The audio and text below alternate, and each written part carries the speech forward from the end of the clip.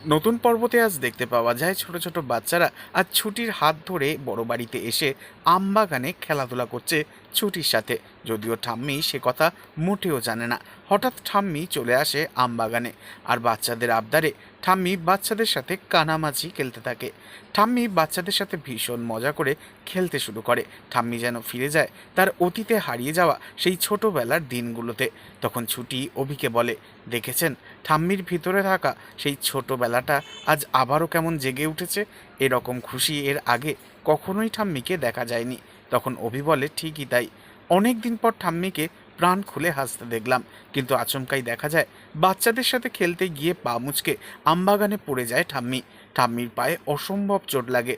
এরপর ঠাম্মির ঘরেতে এসে ছুটি ঠাম্মির পায়ে ওষুধ লাগিয়ে দেয়। ঠিক তখনই ঝুমকি চলে আসে ঠাম্মির ঘরেতে আর এসব দেখে আপত্তি দেখিয়ে বলে, দেখলি তো আজ তোর জন্য কি হলো ঠাম্মির।